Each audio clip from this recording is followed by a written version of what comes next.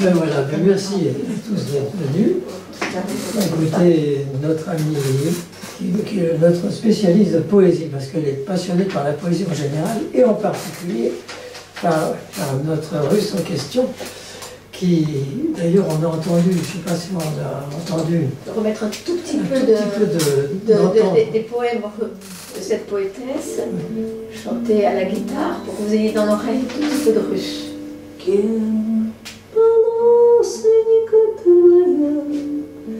Нынче выженется чернокосонька моя, чернокнижница. Дни полночные твои, век твой таборный, все работнички твои разом забраны. Voilà, vous avez entendu quelques de cette belle langue russe. Et alors maintenant, tu peux nous en parler plus précisément. Alors, d'abord, je remercie André, que je connais depuis une quinzaine d'années, et qui me fait confiance pour parler de poésie, alors que nous n'avons jamais... Enfin, il sait que j'aime la poésie, mais c'est jamais ce sujet-là dont nous parlons. Nous nous sommes rencontrés plutôt à propos de l'Inde, parce qu'André a été le photographe d'un centre Tapovan, qui est à Paris, dans le 15e arrondissement, et qui transmet la médecine ayurvédique, des massages, des enseignements. Et c'est plutôt l'Inde qui a commencé par nous réunir, donc André, Lucie et Vincent me font confiance pour parler d'une poétesse russe dont ils n'ont jamais entendu parler, et ils ne m'ont jamais entendu parler de poésie. Donc c'est une très grande confiance. J'ai déjà donné quelquefois des conférences à la Martinique sur les poètes russes du XXe siècle, parce que c'est une poésie à laquelle je suis très sensible. Mais en général, j'étais accompagnée de comédiens. Et quand j'ai proposé de venir ce soir, je devais venir avec une amie comédienne qui a interprété Marina Tsvetaeva en français. Il y a même un traducteur célèbre, un des traducteurs de Guerre et Paix, qui avait traduit pour elle un très grand poème qui s'appelle Le poème de la fin. Donc cette rencontre commence avec un handicap. Vous n'aurez que ma voix et la voix de Marie-Hélène qui a accepté de faire une autre voix pendant un moment. Marie-Hélène est une amie d'enfance aussi. L'autre handicap pour parler de la poésie russe, c'est que je ne parle pas russe, même si j'ai eu le hasard, le destin m'a donné un gendre russe. Je ne parle pas russe. Mon petit-fils commence à bien y parler. Donc vous aurez du français. Et il y a toujours ce grand débat sur traduction, trahison. Et bien Marina Tsvetaeva a immédiatement résolu ce problème. Pour elle, le poème préexiste à son écriture. Donc, elle l'écrit dans une... Et elle dit, les poètes n'ont pas de nationalité. Ils ont un don, ils ont la poésie en eux, et après, leur travail, c'est de l'écrire dans leur langue maternelle. Marina Tsvetaeva parlait plusieurs langues. Elle reconnaît au russe une sonorité très mélodieuse. Après, elle pense que c'est l'allemand, et elle est même française, et elle a d'ailleurs vécu en France. Je vais commencer juste par vous lire un tout petit poème qui résume pour moi la personnalité de cette femme exceptionnelle. Je vous donne juste les dates de sa biographie. Elle est née en septembre 1892 à Moscou et elle est morte en Russie en 1941. Je me suis ouvert les veines. La vie gicle, ininterrompue, irrécupérable. Mettez dessous jattes et assiettes, toujours trop petites, trop plates. Elles débordent et coulent dans la terre noire, nourrir les roseaux. Irréversible, ininterrompue, irrécupérable, elle gicle la poésie. Voilà, vous avez Marina Tsvetaeva, la vie et la poésie giclent. Pour elle, vivre, c'est être poète. Et en plus, elle est un brasier qui ne peut qu'écrire ou mourir. Toute sa vie, c'est soit l'extase, soit la mort. Elle est née à Moscou, dans un milieu très privilégié.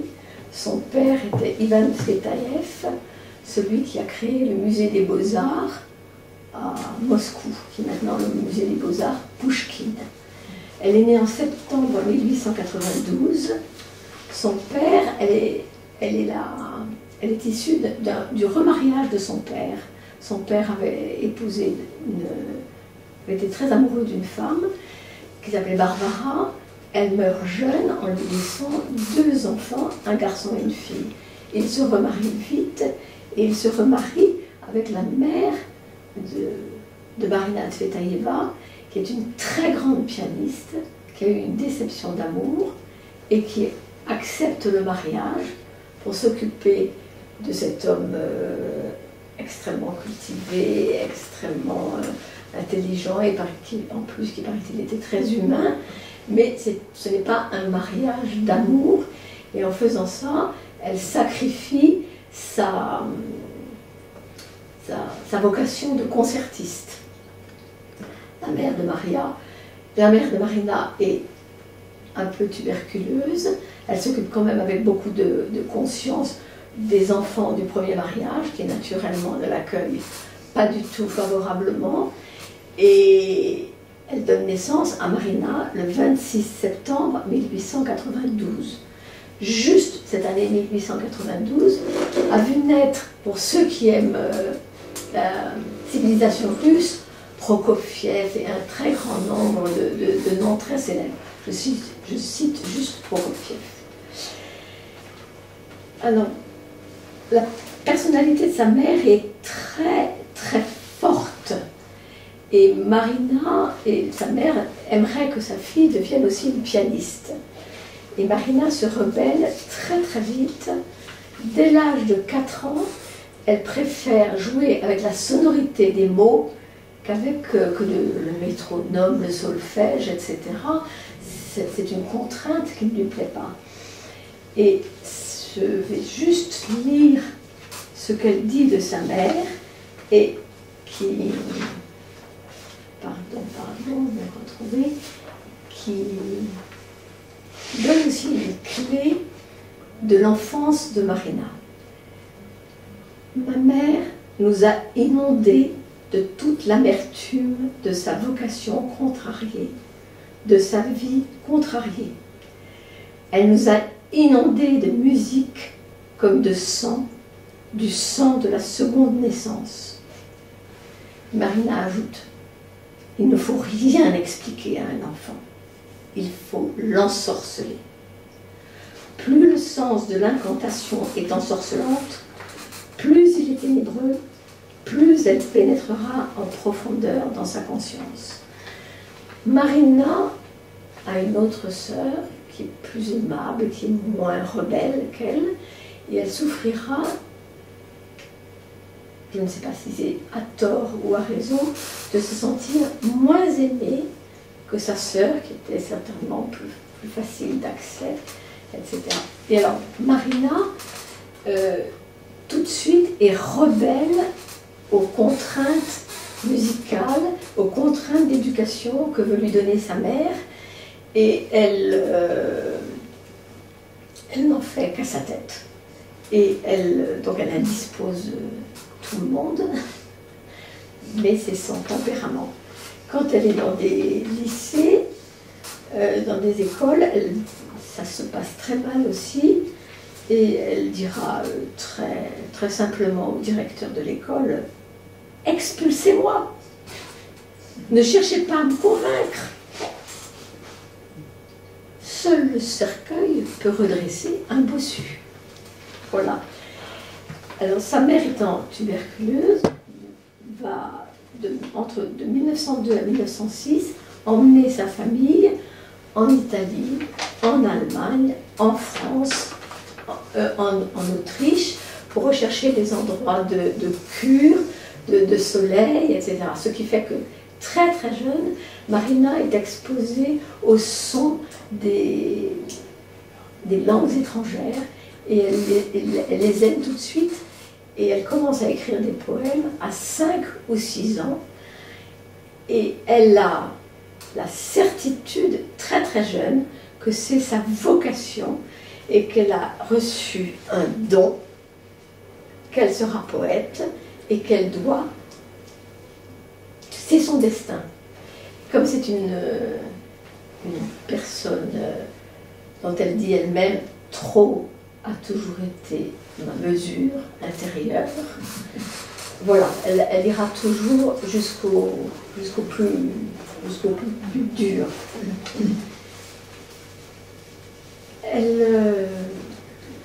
Alors Marina parle 3 langues très vite et elle perd sa mère à l'âge de 13 ans. Et à partir de ce moment-là, le père qui est très occupé avec son projet de musée des beaux-arts à Moscou, leur laisse un peu la bride, et Marina et sa sœur sèchent les cours, partent en voyage, il y a des gouvernantes qu'elle renvoie comme ça, etc. Le père est un peu désespéré, mais il a perdu le contrôle. Marina ne fera pratiquement pas d'études, mais elle a une telle curiosité, une telle soif de littérature et de poésie qu'elle sera très cultivée. Elle est très jeune, très jeune. Alors après la mort de sa mère, elle va toute seule à Paris suivre les cours à la Sorbonne et elle se met à avoir une fixation sur la personnalité de Napoléon, de Jeanne d'Arc, de Sarah Bernhardt. Et une des traits de caractère de Marina, c'est que très vite, elle s'éprend soit d'une personne, soit d'un thème, et elle rajoute elle-même plein d'étoiles et plein d'auréoles à cette personne, sans vraiment se préoccuper de la réalité du caractère de cette personne. Et sa sœur Anastasia dit Marina a des amours bleus comme ça et on n'y peut rien. Et vous retrouverez ce trait de caractère de Marina pendant toute sa vie. En 1910, elle a à peine, elle a 18 ans, elle fait paraître assez frais un premier jet de poèmes qui s'appelle l'Album du soir, et c'est déjà reconnu assez vite par les poètes de son époque. Alors, je dis juste comme ça, il y a une école de poésie à Moscou et une école de poésie à Saint-Pétersbourg, et il y a toujours eu une rivalité des poètes de Moscou et de Saint-Pétersbourg. Et si vous vous rappelez de Marina Tsvetaeva, elle est moscovite, tout en admirant les autres grandes personnalités de Saint-Pétersbourg. En 1911, elle a donc à peine 20 ans. Elle est invitée justement par tout un cercle de poètes et d'écrivains à Koktebel. Koktebel, c'est une ville chic de la Crimée. La Crimée, à cette époque-là, c'est l'endroit où il fait chaud, où il y a du soleil, et c'est la Riviera de la Russie. Et là, elle rencontre un jeune homme qui s'appelle Sergueï Efron. Il est un petit peu plus jeune qu'elle, il est né exactement 1 an de moins qu'elle. Il est beau, il est jeune, il est fragile parce qu'il a été tuberculeux. Et il se promène sur la plage, et un des récréations sur cette plage était de recueillir des pierres, de les regarder. Et elle se dit, S'il trouve une cornaline et s'il me la donne, je l'épouserai. 6 mois après, c'est fait. Il a trouvé la cornaline, sans savoir qu'elle a déjà cette projection sur lui, et elle l'épouse.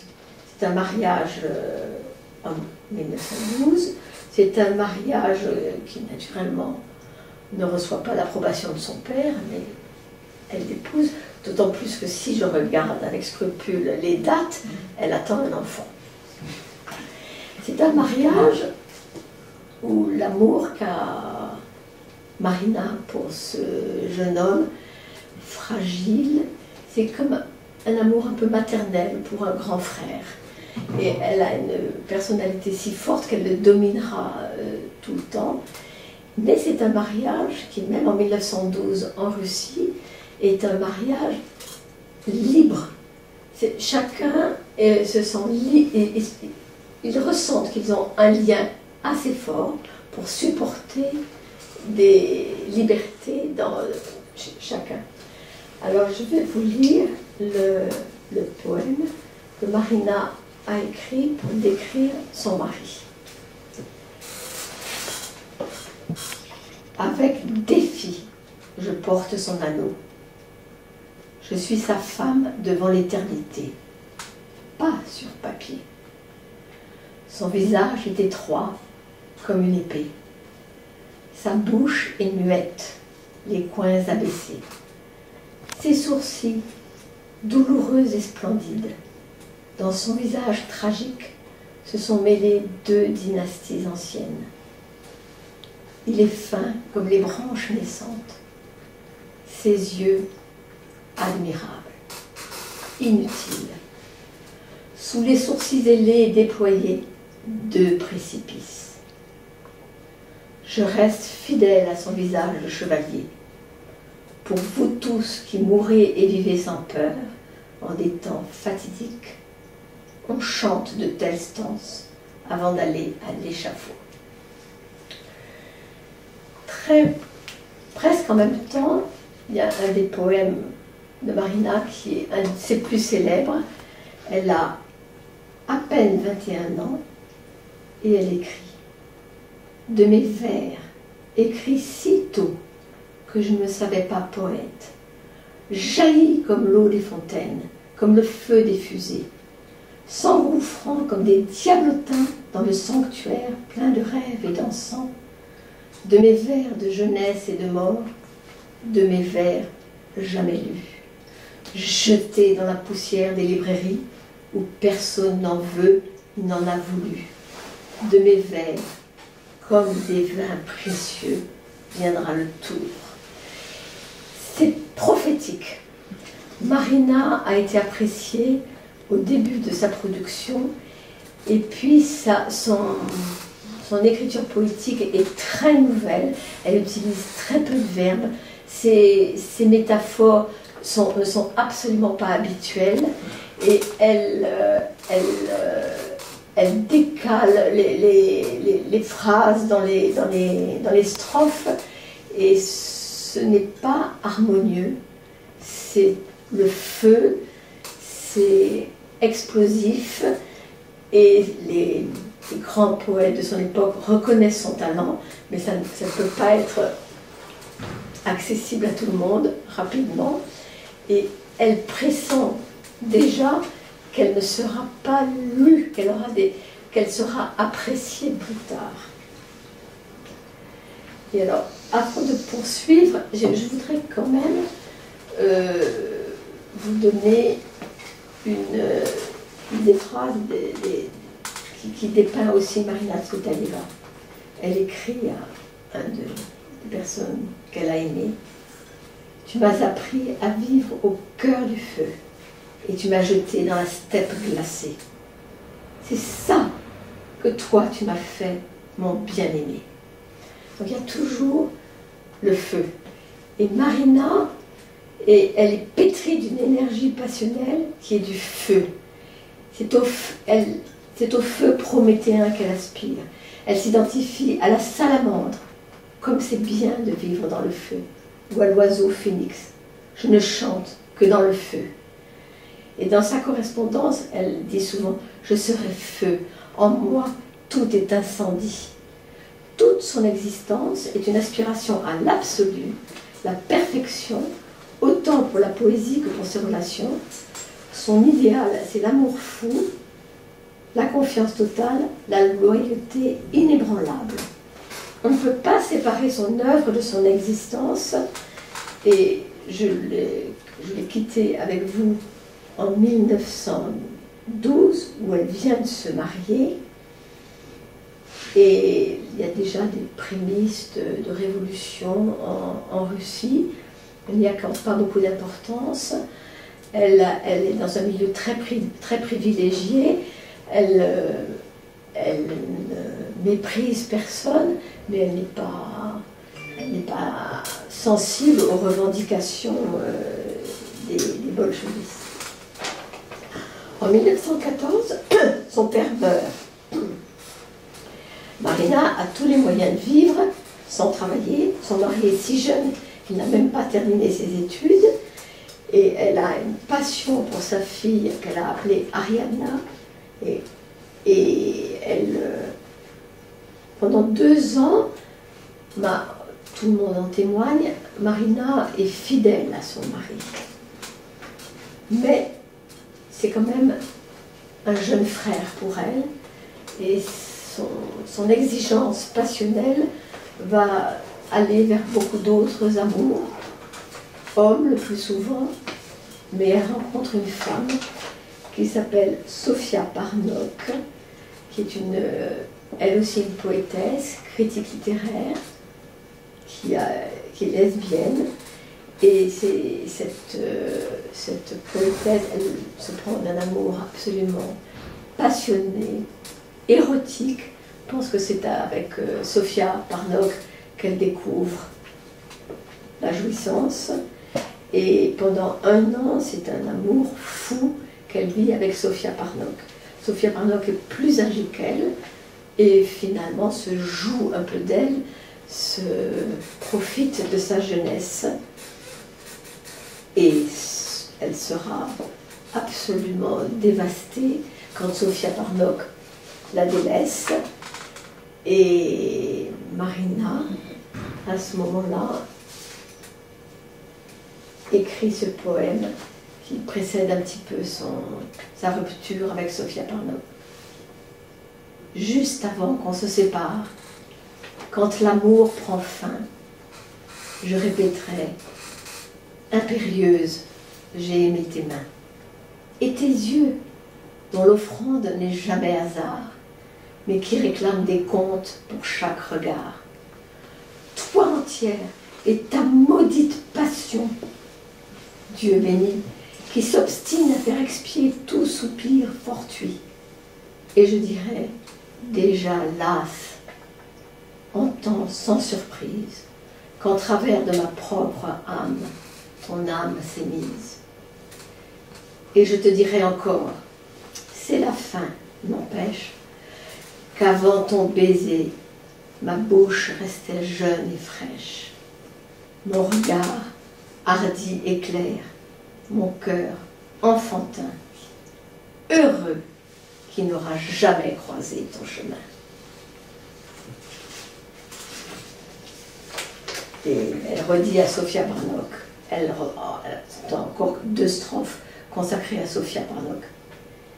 Il est des noms tels des fleurs étouffantes et des regards qui sont un feu dansant. Il est des bouches sombres, ondoyantes, aux coins profonds, humides, envoûtants. Il est des femmes au casque de cheveux, à l'éventail qui sent bon le désastre. La trentaine. Qu'as-tu besoin? Dis-le. Qu'as-tu besoin de mon âme d'enfant spartiate? La rupture la laisse tellement dévastée qu'elle se rapproche de son mari et elle écrit ce poème magnifique à son mari. Je viens vers toi dans la nuit noire comme un dernier recours. Moi, qui des miens n'ai pas mémoire, gueuse, vaisseau qui coule, perfide en temps de chaos. Les moines se déchaînent, tous s'affluent d'habits royaux, les valets de chiens règnent. Qui n'a pas convoité mes terres, saoulé mes gardes preux? Qui n'a cuit des brouets délétères et mis partout le feu?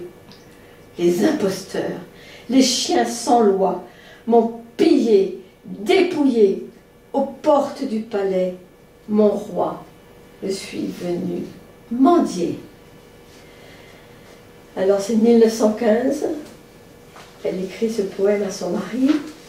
La situation, 1914, la Première Guerre mondiale a commencé. Elle n'a pas encore atteint la Russie, qui va être une alliance avec l'Allemagne. Et, pardon. À ce moment-là,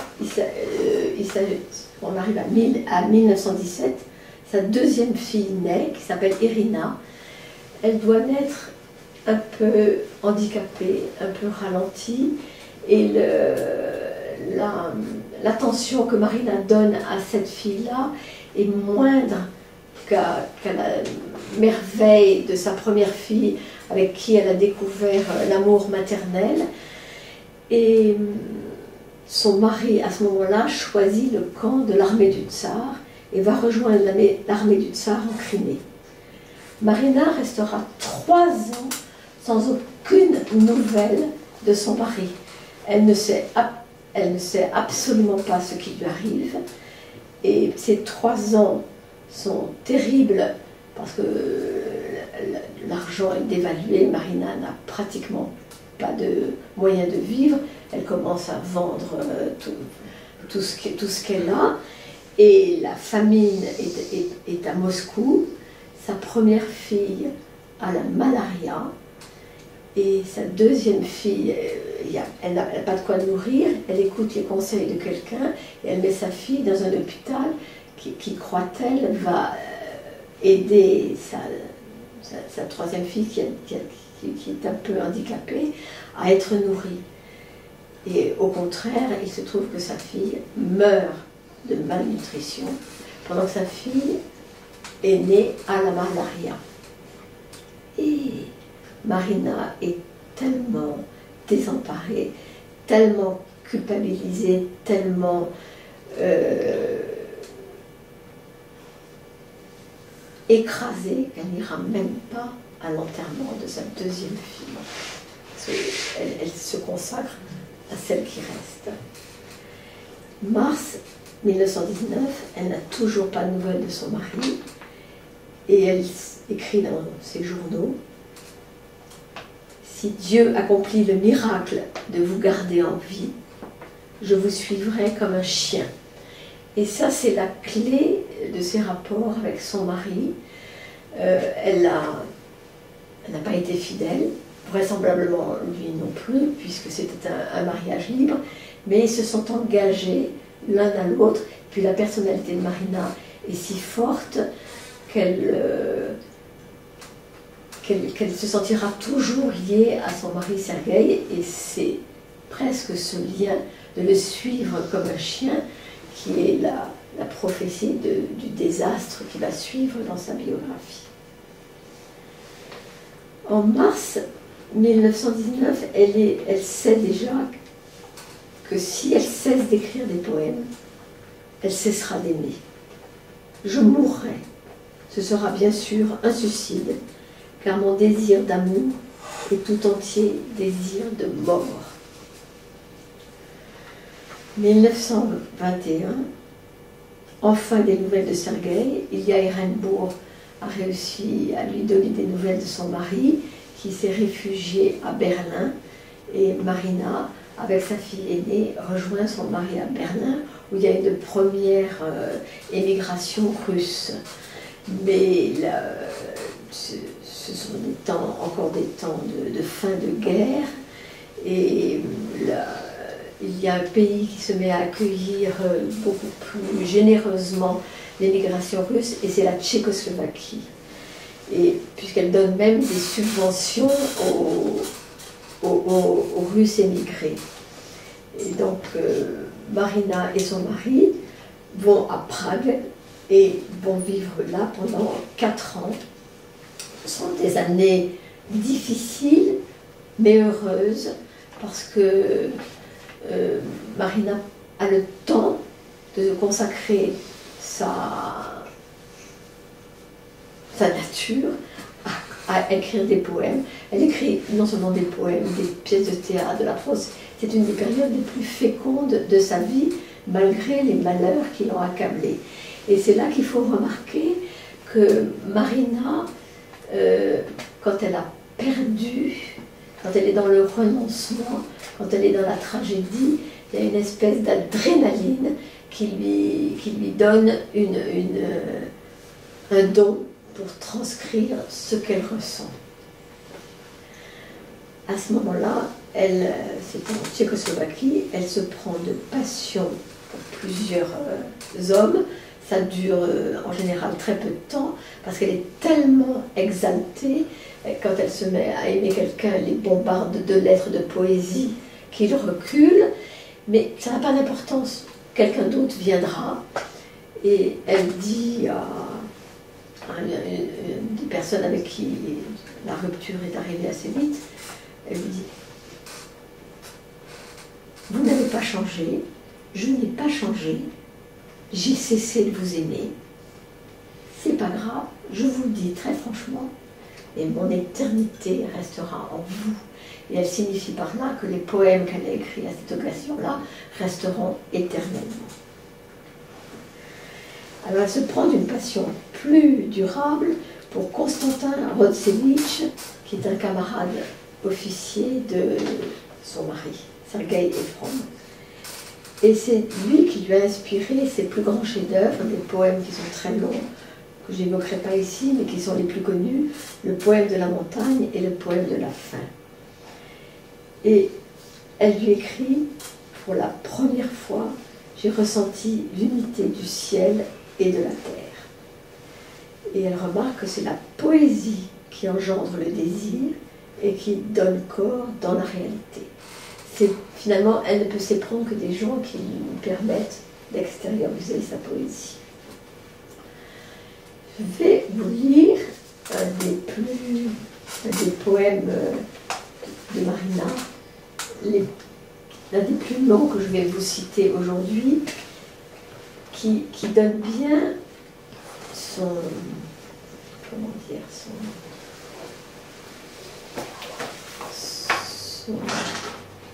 ton qui est à la fois ironique, provocateur, et qui en même temps vous donne aussi toute son assurance presque arrogante de sa valeur. Et ce poème s'appelle « Tentative de jalousie ». Ça va comment la vie pour vous avec une autre? Plus simple, non. Un coup de rame et la mémoire aussitôt comme la rive au loin s'écarte. De moi, il à la dérive, dans le ciel, pas dans l'eau. Âmes, vous serez des sœurs, toutes deux, vous les âmes, pas des amantes. Ça va comment la vie pour vous avec une simple femme, sans les divinités? Vous avez détrôné votre reine, vous aussi par la même. Ça va comment la vie pour vous? Les tracas, les tendresses et le réveil, comment? Que faites-vous malheureux de l'immortelle vulgarité? Des affrontements, puis des sursauts, ça suffit, je trouverai ailleurs.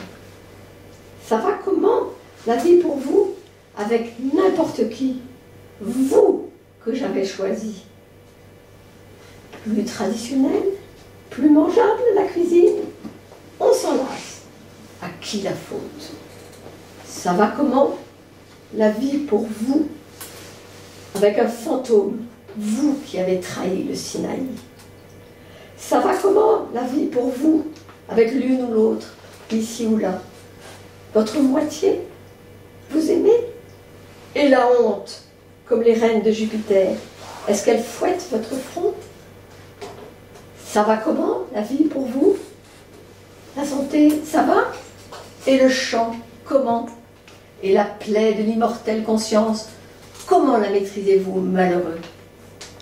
Ça va comment la vie pour vous, avec votre sous-produit? Et le prix, lourd, après les marbres de Carrare. Ça va comment la vie pour vous, avec la camelote? Le plâtre, il est sculpté dans la masse, et le voici réduit en morceaux. Ça va comment la vie pour vous, avec la 100 millième, vous qui avez connu Lilith? Est-ce qu'elle s'use la nouveauté d'un article de pacotille? Là, des filtres. Ça va comment la vie pour vous, avec la femme pratique, sans sixième sens? Alors, tête entre les mains, heureux? Non. Dans le fond sans profondeur. Comment ça va, mon chéri? Pique? Ou comme pour moi, auprès d'un autre? Alors, il y a beaucoup d'ironie, mais il y a beaucoup d'assurance sur ce qu'elle représentait. En 1925, naissance de son troisième enfant, qui est un garçon qui s'appelle Georges. Cet enfant, elle ne se préoccupe pas vraiment de savoir de qui est cet enfant, s'il est de son mari ou de Constantin Rosevitch, avec qui elle a rompu. Elle appellera toujours son fils Moore, en référence à un chat dans les contes d'Hoffmann.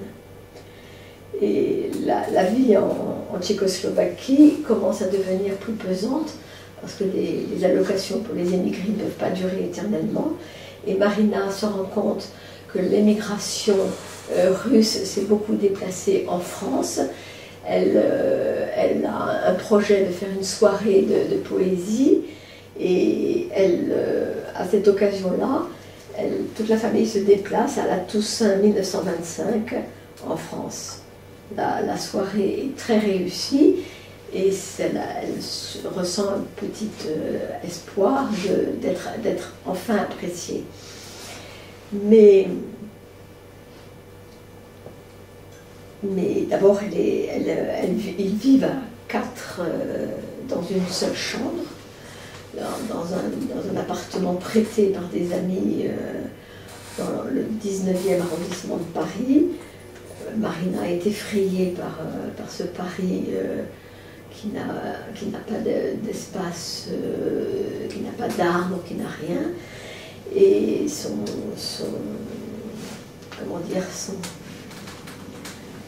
enthousiasme commence à se briser. Et alors à ce moment-là, je dois vous parler du dédain que Tsvetaeva a eu toute sa vie pour ce qui était matériel dans l'organisation de la vie du quotidien. Ça ne l'intéresse absolument pas. Pour elle, ce sont des contraintes insupportables. Naturellement, elle n'a pas l'argent pour être aidée, mais elle y échappe du mieux qu'elle peut.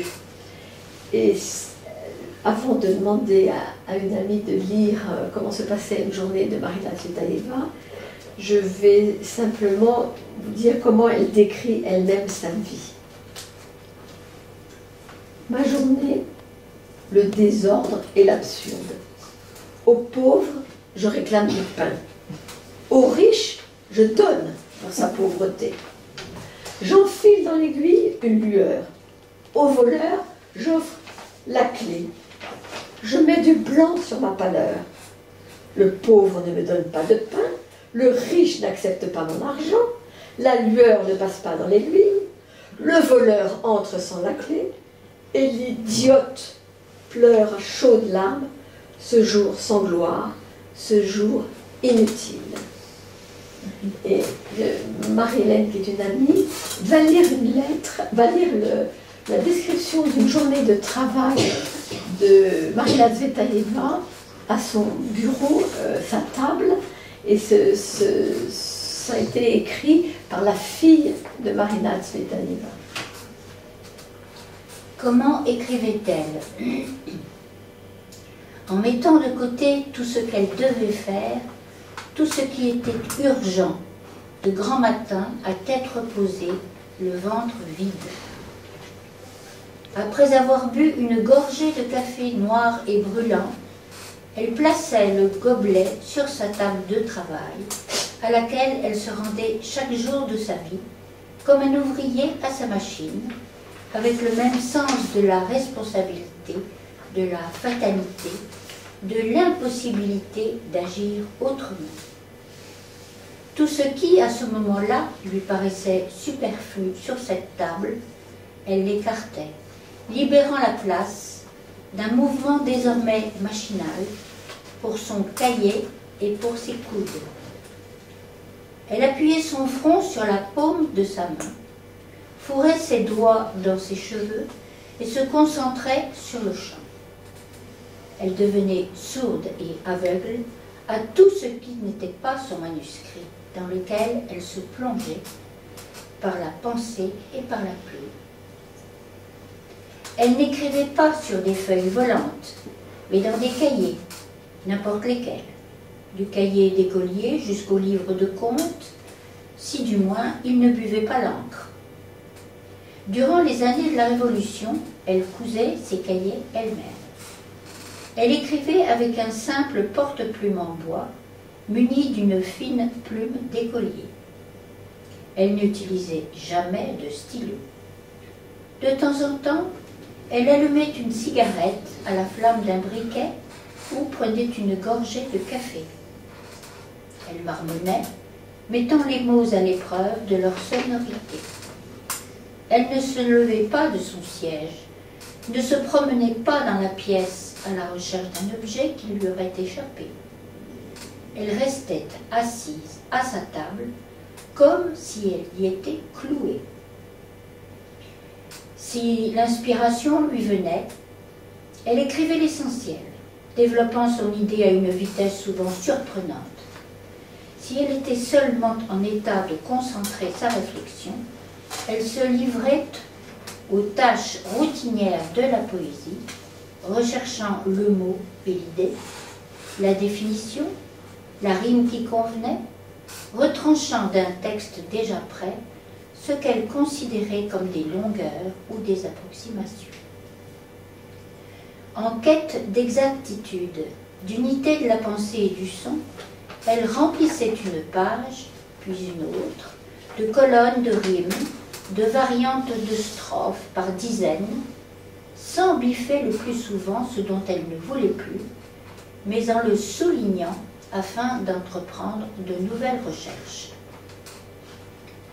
Avant de se mettre au travail sur une œuvre importante, elle s'efforçait autant qu'elle le pouvait de concrétiser son idée, construisant un plan dont elle ne se permettait pas de s'écarter, pour éviter que l'œuvre, devenue ingouvernable, ne l'entraînât dans son cours.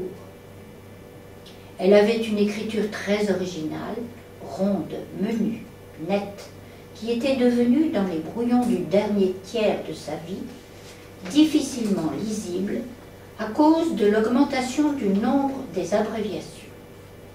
Beaucoup de mots étaient réduits à la première lettre. Le manuscrit s'adressait de plus en plus à elle seule. Les caractéristiques de son écriture avaient pris forme très tôt dans l'enfance. En règle générale, elle considérait que négliger son écriture était de la part du scripteur une manifestation d'injurieuse négligence à l'égard du futur lecteur, quel que fût le destinataire, correcteur ou typographe. C'est pourquoi elle écrivait ses lettres d'une façon particulièrement lisible et recopiait à la main, en caractères bien formés, les manuscrits qu'elle adressait à l'imprimerie. Elle répondait aux lettres sans traîner. Si elle en avait reçu une par le courrier du matin, il lui arrivait souvent d'esquisser aussitôt le brouillon d'une réponse dans un cahier, comme si elle l'insérait dans le cours de sa création de la journée. Elle montrait pour ses lettres la même créativité et presque les mêmes exigences que pour ses manuscrits. Parfois, elle retrouvait,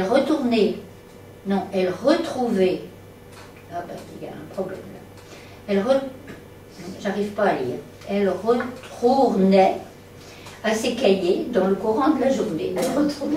Oui, c'est bizarre. Elle n'écrivait la nuit que durant sa jeunesse, c'est une petite faute. Elle savait soumettre à son travail n'importe quelle circonstance. J'insiste, n'importe laquelle.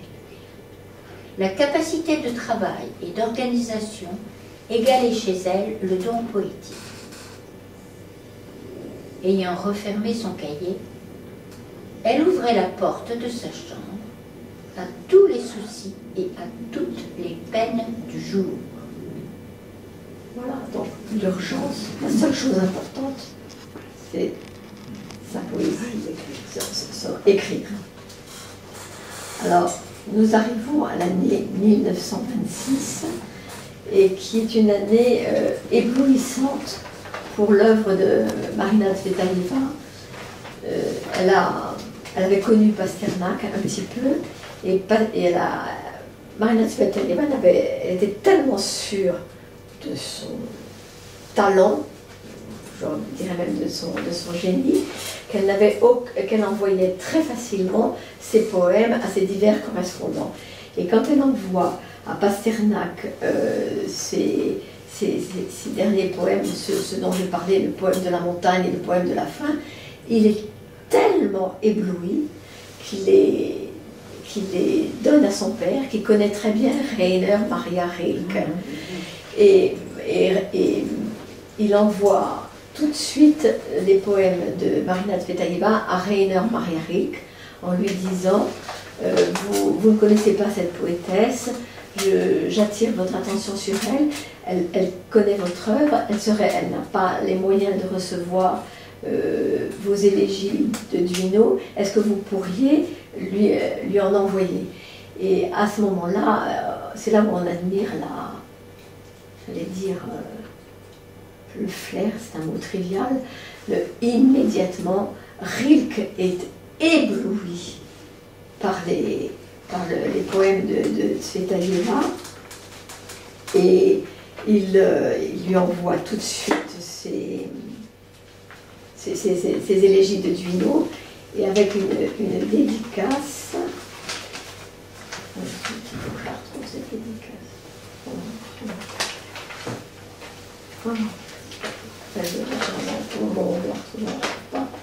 Mais ça fait rien. Alors, le poème de la faim a éveillé en Pasternak le sentiment d'un lien spirituel très profond qui l'amène à tutoyer Marina pour la première fois. Tu es si belle, tu es tellement ma sœur, ma vie, tu es descendue vers moi tout droit du ciel, tu conviens aux dernières extrémités de l'âme, tu es mienne, tu l'as toujours été, ma vie entière est à toi. Et à ce moment-là, Pasternak se met à bombarder Marina Tsvetaeva de lettres. C'est lui qui en envoie presque tous les jours, parce que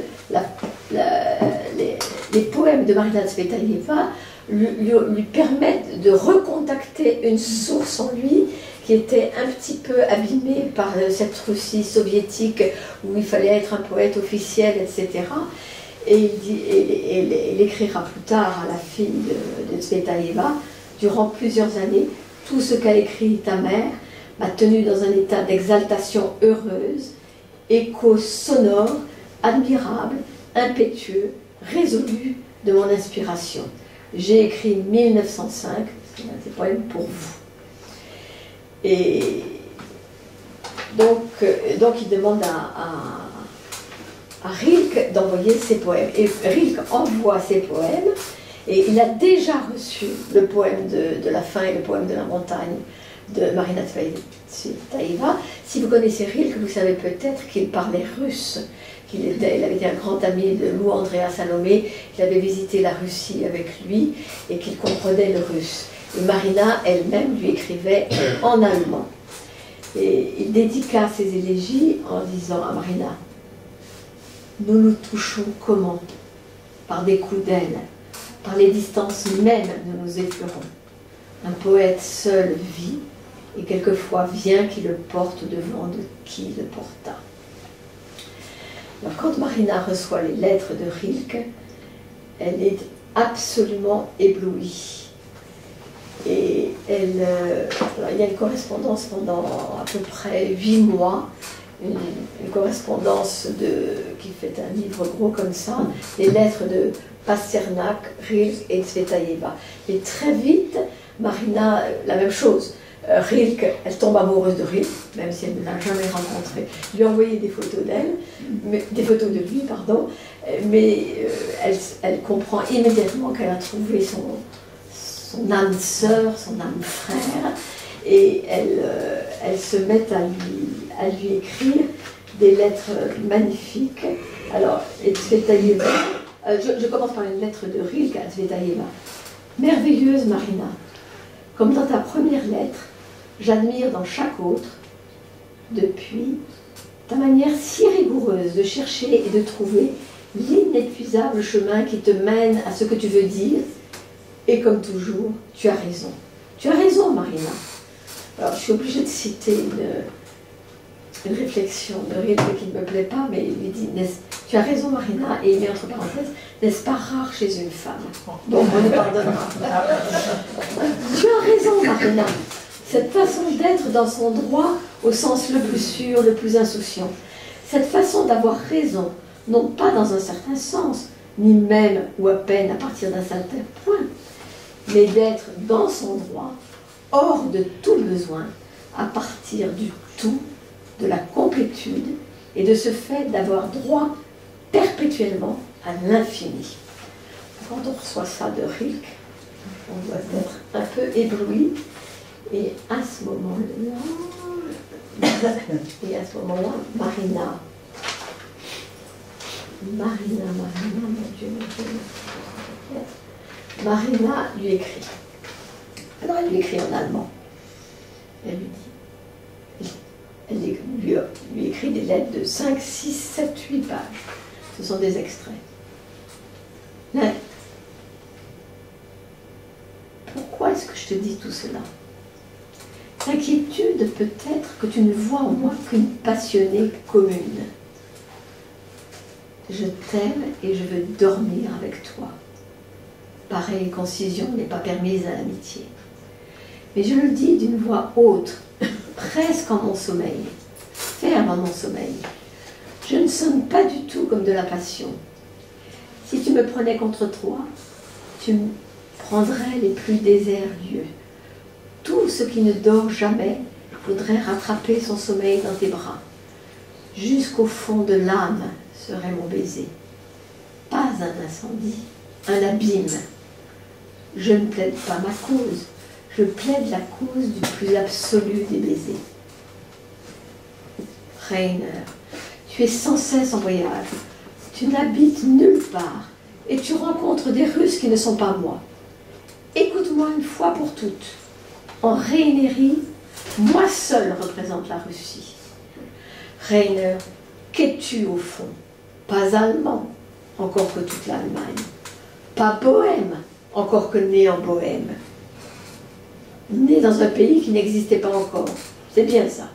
Pas autrichien, parce que l'Autriche était, et toi tu deviens. N'est-ce pas magnifique? Toi, sans pays. Les journaux parisiens écrivent le plus grand poète tchécoslovaque. Te voilà slovaque à la fin, Rainer. C'est trop drôle. Rainer, le soir tombe. Je t'aime. Un train hurle. Les trains sont des loups. Les loups sont la Russie. Ce n'est pas un train, c'est toute la Russie qui hurle après toi. Ne sois pas fâché contre moi. Fâché ou non, cette nuit, je dormirai avec toi. Une faille dans l'obscurité, parce qu'il y a des étoiles. Je la referme, la fenêtre. Quand je pense à toi,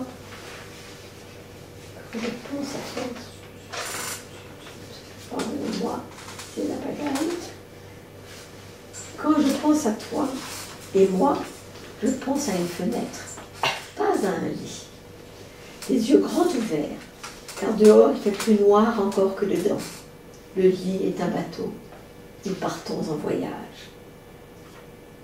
Tu n'as besoin de répondre qu'au baiser. Alors cette correspondance enflammée, ce trio enflammé, termine par la mort de Rainer Maria Rilke, qui meurt d'une glycémie. Il n'avait pas osé dire à Marina qu'il était très très malade, et pendant un moment, elle ne reçoit plus de lettres, et elle a peur de se dire, une fois de plus, j'ai quand même chargé la barque un peu trop, et j'ai été trop exaltée. Non, il est mort, et il est enterré. Mais cette correspondance à trois est exceptionnelle pour ceux qui aiment la poésie. Vous avez un russe, vous avez deux russes, et vous avez Rainer Maria Rilke.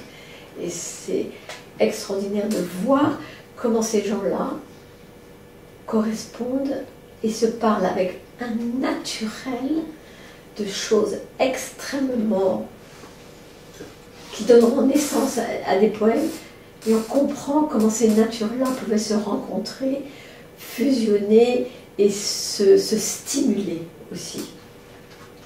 Alors, donc, les conditions matérielles de la vie de Marina Tsvetaneva sont très très difficiles. Alors, il faut que je vous parle de son mari, parce que son mari qui est avec elle à Paris est rentré de cette expérience de guerre avec le tsar absolument amer, désappointé. Il a compris que la cause du tsar était absolument perdue, et son amour pour la Russie est tel qu'il se met à se rapprocher avec le cœur et l'esprit de la Russie soviétique, sans qu'il sache véritablement comment elle est vécue. Et il est approché par le NKVD, qui est l'ancêtre du KGB, et il se met à recevoir de l'argent du NKVD et pour surveiller un peu l'émigration russe en France à cette époque-là. Et Marina ne se préoccupe, ne sait pas ça, ne se préoccupe pas du peu d'argent, parce que c'est pas beaucoup d'argent, mais c'est un petit peu d'argent qui arrive. Son mari a des occupations, il est figurant de cinéma, il lave les carreaux, en même temps il édite une revue sur l'Eurasie, parce que la grande utopie des Russes à ce moment-là, c'est ceux qui veulent se rapprocher dans l'émigration, ceux qui veulent se rapprocher de la Russie, se disent que la Russie n'est pas entièrement européenne, qu'elle est Eurasie. Et c'est vrai que les 11 fuseaux horaires sur lesquels s'étale la Russie peuvent permettre cette hypothèse. Alors, Sergueï, en 1935, Marina est dans des conditions toujours très difficiles. Elle a quand même trouvé un autre lieu que cette chambre qui avait été prêtée. Ils sont à Meudon, à Vanves. Et Marina, ses relations avec son mari, donc elle continue à s'éprendre du premier qui passe, entre guillemets, et qui lui permet de s'exprimer. Et ses relations avec ses enfants se gâtent énormément. Sa fille aînée, dont elle avait recueilli les moindres paroles, qu'elle avait presque traîné comme un petit chien savant dans toutes ses réunions poétiques, commence à avoir une vie personnelle et ne veut plus être sous la coupe de sa mère, qui continue à être très exigeante avec elle et même à lui demander certainement beaucoup trop d'efforts dans le ménage et dans le quotidien. Et son fils aussi, qui lui est né très brièvement en Tchécoslovaquie, n'a jamais connu la Russie et se met à rêver de la Russie. Et dès 1935, la tentation de revenir en Russie commence à atteindre toute la famille. Alors, le père est tout acquis, la fille aînée aussi, et le petit garçon aussi commence à se mettre à rêver d'une Russie qui est stalinienne et qui est horrible. 1935, Pasternak, en tant que poète qui est agréé par le régime, peut venir à Paris pour un colloque, et Marina le revoit. 1935, c'est presque 10 ans après leurs exaltations par correspondance, et c'est là où on voit une fois de plus, que la présence de quelqu'un ne permet pas de rêver. Elle revoit Pasternak, et alors, elle était belle, elle était sa vie, elle était sa sœur. C'est pas ça. Lui-même, il comprend très bien dans quel milieu et dans quelles circonstances elle vit. Il est moins exalté aussi par Marina. 10 ans passés, sa vie est très différente. Et lui, il est très ancré dans la terre russe. Il ne dédaigne pas les circonstances, il ne dédaigne pas de manger, il ne dédaigne pas de vivre. Il est beaucoup plus concret dans son quotidien que Marina. Et Marina lui demande un conseil. Elle lui dit, est-ce que je dois rentrer? Et là, c'est un très grand débat posthume sur la responsabilité de Pasternak vis-à-vis de Marina. Il se sent incapable de lui dire quelles sont les conditions d'un poète en Russie soviétique. Il n'arrive pas à lui expliquer qu'il faudra qu'elle soit absolument soumise à la censure et au désir de gens qui ne sont pas poètes. D'ailleurs, il devait bien se douter que de toute façon, elle n'obéirait pas. Et la seule façon qu'il a d'essayer de la décourager, il dit « Marina, ne rentre pas. Il fait froid là-bas. Il y a des courants d'air. » Et alors, Marina, de toute façon, n'a pas vraiment envie de rentrer, mais elle sent que son mari et sa fille, et même son fils encore si jeune, sont tellement attirés qu'elle commence à se préparer à cette idée-là. Et dans ses cahiers, ses correspondances, etc., elle sent que le retour à l'URSS va tarir sa veine poétique, et elle commence déjà à penser à la mort et à l'épreuve que ce sera. Et puis, tout se précipite parce que son mari est compromis dans l'assassinat d'un réfugié russe en France, et c'est l'affaire Hess. Alors, ce n'est pas le mari ce n'est pas Sergueï Efron qui a exécuté ce réfugié, c'est naturellement, il y a eu plusieurs exécutants, et il est quand même responsable de cela. Cette affaire prend un peu d'ampleur, et le NKVD se dépêche d'aider Sergueï et la fille aînée à rentrer en Union soviétique.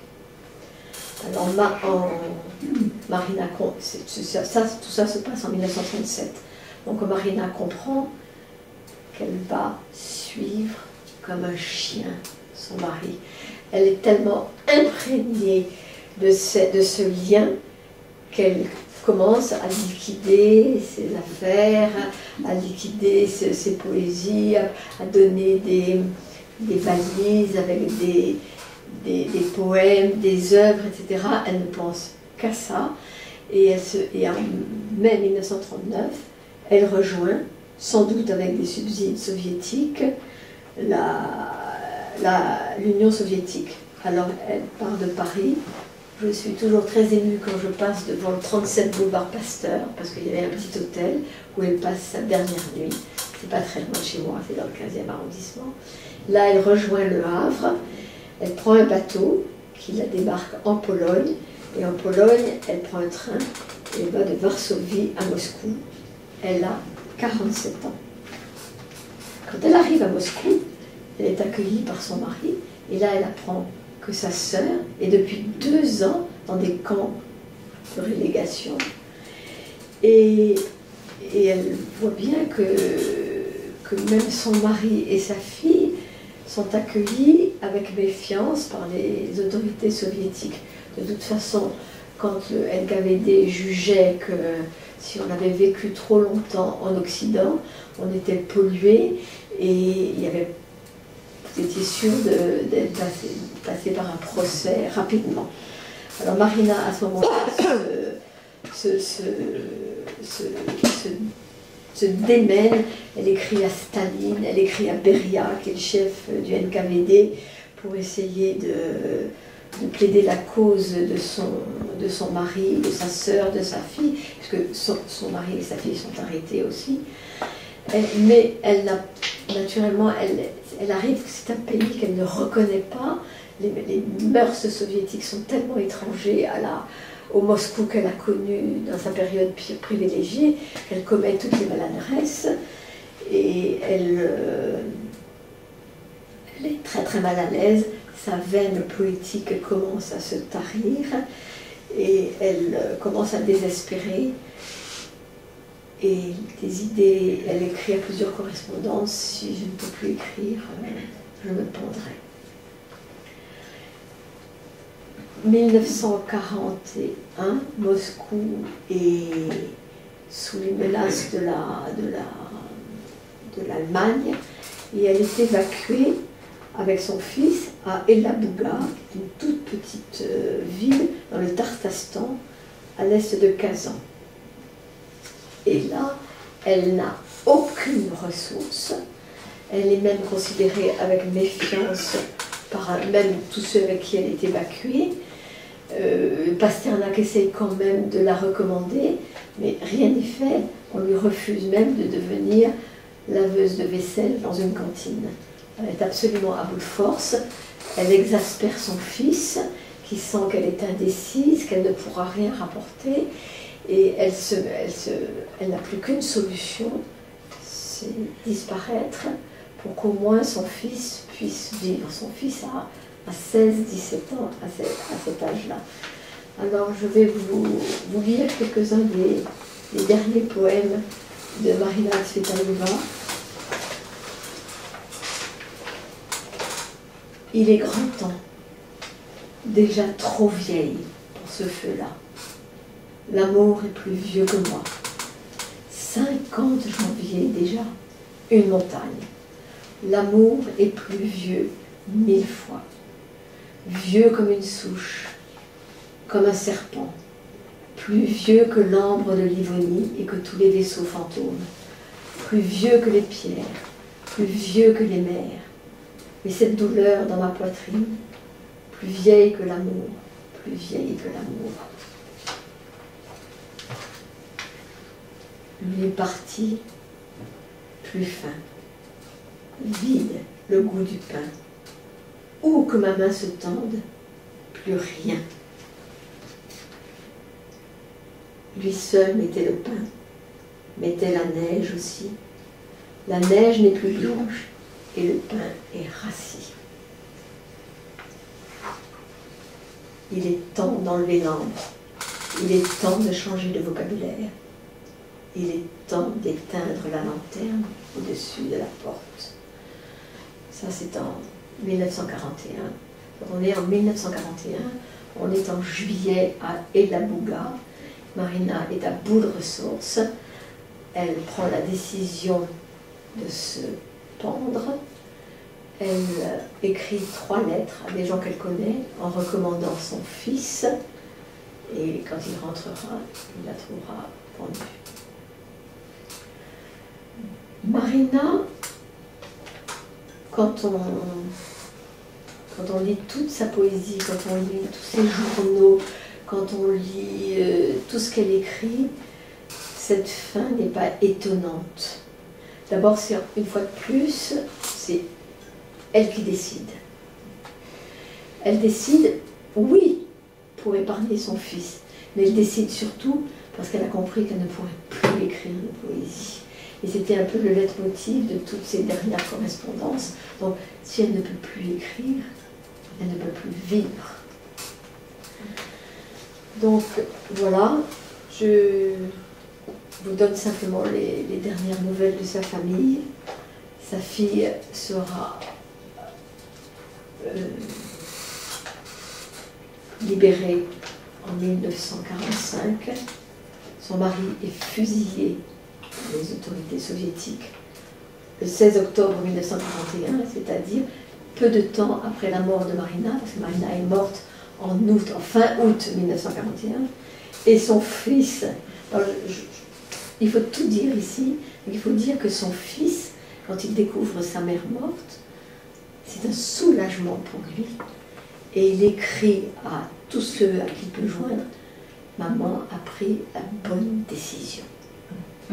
Il était le tel témoin de la détresse de sa mère que c'était insupportable pour lui. Et donc, alors, il retourne à Moscou, là il s'engage et il meurt au front en 1944. Donc voilà un petit partage sur la poétesse Marina Tsvetaeva. J'espère que je vous ai donné envie de rencontrer cette personnalité hors du commun. Je vais vous donner des petits détails personnels. J'ai rencontré Marina Tsvetaeva il y a 25 ans. Je me suis toujours intéressée à la littérature russe, et c'est en lisant d'autres, des auteurs russes, que je me dis, bon, je plonge dans Marina Tsvetaeva. J'ai plongé dans Marina Tsvetaeva sans aucun élément biographique. La force de sa poésie me parle tellement que c'est après que j'ai cherché, que je me suis instruite, tout ça.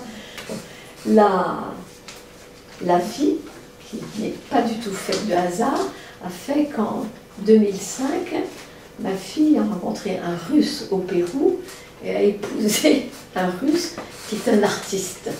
Et maintenant, mon petit-fils parle russe. Peut-être que s'il avait été là, je lui aurais collé un poème à lire en russe. Voilà.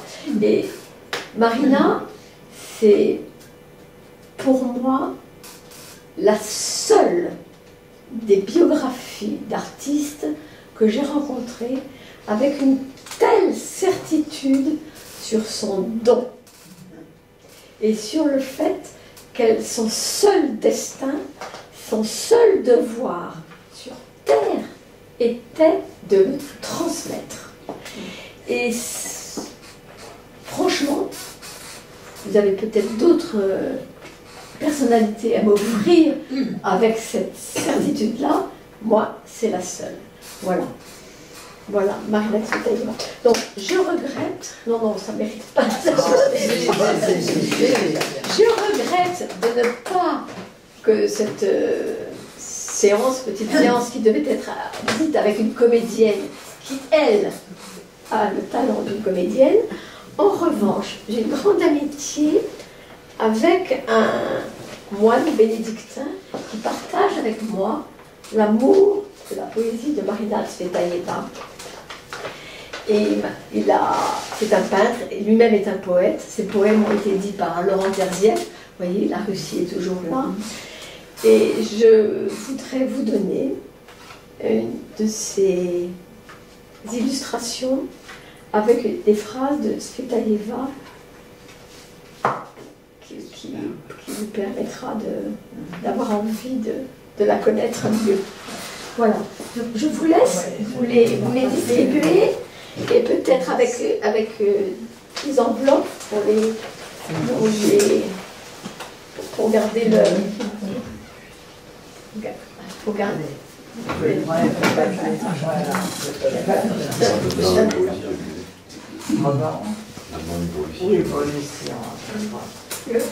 Et alors, s'il y a des gens qui aiment Rilke, il y a lui, j'adore. Tu as lu Rilke? D'ailleurs, je vais redire sa correspondance. Tu l'as la correspondance? Parce que je l'ai quelque chose. Et toi aussi, tu as pris des questions. Alors, tu as des questions. J'ai une question. Et une autre. Tu nous salues. Tu as parfois pris dans l'ensemble, mais est-ce que des choses, j'ai quand même un poème? Très peu. Très peu. Très peu. Oui, Marion, j'ai une question. Vous avez souvent parlé du poème sur la montagne, des poèmes sur alors, la deux, non, c'est pas son truc. Non, la nature, elle aime la montagne, elle aime la nature. Vous avez parlé d'un poème. Oui, mais ce poème sur la montagne, vous n'allez rien trouver de la montagne. C'est une métaphore. Et le poème de la fin aussi, c'est une métaphore. En effet, parce que Marina Tsvetaeva, elle préférait ce qui était élevé à ce qui était profond. Et elle avait beaucoup de défauts, elle était insupportable, elle acceptait d'être entretenue, elle acceptait d'acclabuler sa fille de travaux ménagers, elle acceptait de tromper son mari, etc. En même temps, avec une hauteur et des valeurs d'engagement qui l'ont emmené à ce destin tragique. Alors, on peut peut-être toujours des réflexions un peu idiotes. Si l'histoire de la Russie n'avait pas été soviétique, comment aurait-elle évolué? Voilà, mais bon, son destin, c'était d'être née à la veille de la révolution soviétique. Voilà. Bravo.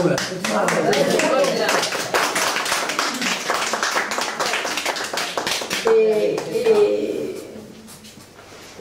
je vous recommande la littérature russe.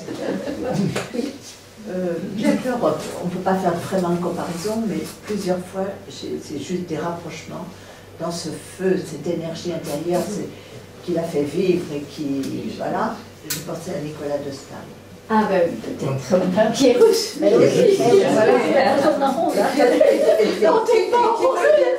Qui est parti partout, mais bon, après, il y a plein de différences, mais oui. tu vois, cette espèce de feu intérieur, et je pense aussi. Oui, bien sûr, mais je pense que, bon, ma fille est mariée depuis 17 ans, donc je commence un tout petit peu de m'approcher de l'âme russe incarnée. Eh bien, ils ne sont ni asiates, ni européens. Enfin, je veux dire, bien sûr, mais c'est autre chose. Et je pense que les dimensions de leur espace ont une énorme, de leur espace, de leur climat, ont une énorme influence sur leur psyché, sur leur nature, etc. Et alors, pour parler de la montagne, non, la montagne, la poésie de Marina Tsvetaeva, c'est toujours un absolu de métaphores qui veulent rendre son état d'âme au moment où le poème lui vient, au moment où elle traduit le poème. Quand elle dit, je ne vais pas vous décrire un pont, les architectes sont là pour le faire, je ne vais pas vous décrire la mer, je ne vais pas vous décrire, je ne suis pas là pour ça, je ne suis pas là pour ça, c'est autre chose. Voilà. Merci de m'avoir écouté. Merci beaucoup.